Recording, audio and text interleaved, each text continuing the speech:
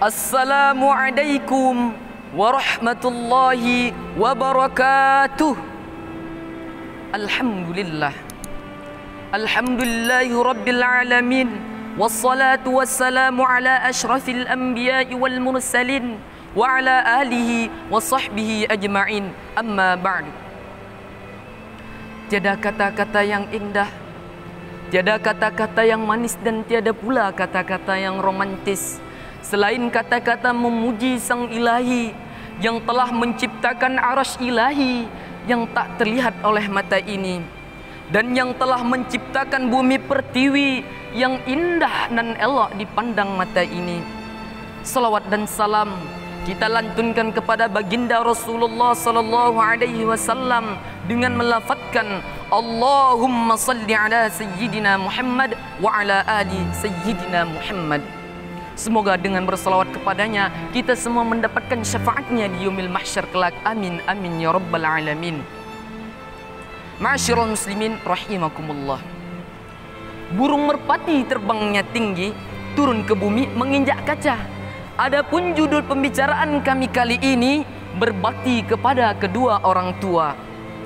Mengenai berbakti kepada orang tua, terbesit di benak hati saya akan kisah haru dan penuh dengan hikmah, yaitu kisah seorang tabi'in yang hidup di zaman Rasulullah sallallahu alaihi wasallam, namun ia tidak berjumpa dengan Rasulullah sallallahu alaihi wasallam. Ia adalah Uwais Al-Qarni.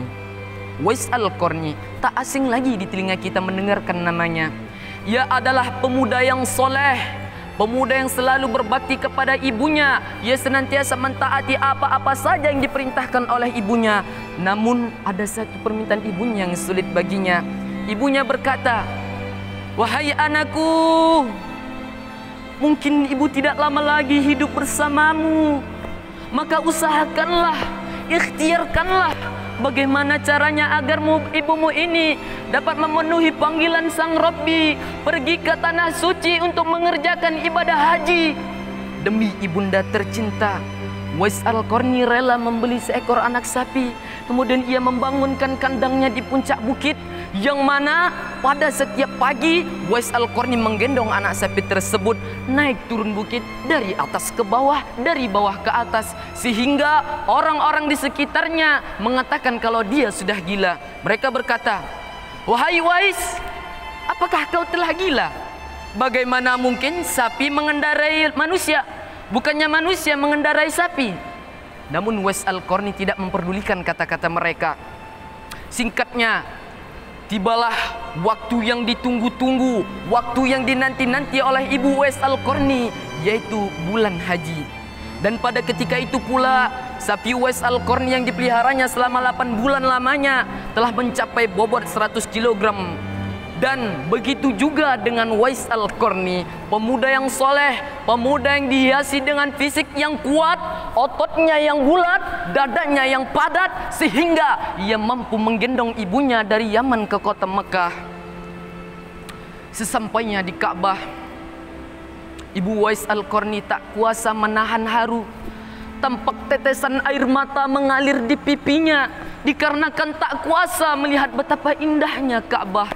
Dan di depan Ka'bah pula Uwais Al-Qarni berdoa untuk ibunya, "Ya Allah, Ya Rahman, ampunilah dosa-dosa ibuku ya Allah." Sontak ibu Uwais Al-Qarni terkejut, heran, seraya bertanya, "Bagaimana dengan dosamu wahai anakku?" Dengan senyuman manisnya Uwais Al-Qarni menjawab, "Wahai ibuku, dengan terampuninya dosa-dosamu akan membawamu ke surganya Allah, dan cukuplah ridhomu yang akan membawaku ke surganya Allah." Ma'asyiral muslimin rahimakumullah. Inilah kisah Uwais Al-Qarni kepada ibunya yang penuh cinta dan kasih. Bagaimana dengan kita? Bagaimana? Bukankah telah kita lihat kerutan yang ada di kening kedua orang tua kita dikarenakan memikirkan kita sebagai anaknya? Dalam hal ini Allah firmankan dalam surah Luqman ayat 14, "A'udzu billahi minasyaitonir rajim. Bismillahirrahmanirrahim. Wa wassaynal insana biwalidayhi hamalatu ummuhu wahnan ala wahnin wa fisaluhu fi 'amain fi 'amain an ishkur li wa liwalidayk ilayyal masir. Dan telah kami perintahkan kepada Allah, dan telah kami perintahkan kata Allah kepada manusia agar senantiasa berbakti kepada kedua orang tuanya. Ibunya mengandungnya selama ibunya mengandungnya dalam keadaan payah semakin payah. Bersyukurlah kepadaku kata Allah, dan kepada kedua orang tuamu. Hanya kepadakulah engkau kembali.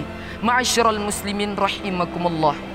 Ayat di atas memerintahkan kepada kita agar kita senantiasa berbakti kepada kedua orang tua kita, mentaati apa saja yang diperintahkan oleh kedua orang tua kita, terutama ibu kita. Bagaimana tidak hadirin? Ibu kita mengandung kita, melahirkan kita, menyusui kita, hingga ia merelakan waktu tidur malamnya untuk bergadang menjaga kita dari gigitan seekor nyamuk.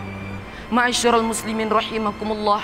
Maka dari itu, mari kita muliakan kedua orang tua kita, kita agungkan kedua orang tua kita. Maka jangan pernah sekali-kali kita katakan kepada mereka apa mereka bila menyuruh sesuatu kepada kita.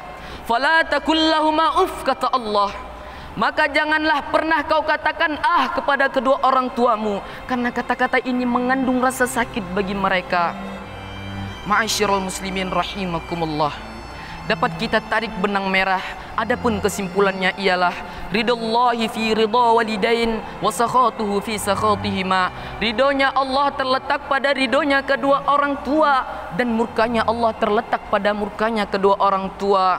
Maka apabila orang tua kita telah ridho kepada kita, niscaya Allah ridho kepada kita. Ayat Al-Quran telah kami bacakan, hadis Nabi telah kami sampaikan, hikayat telah kami ceritakan, pidato kami telah diterangkan.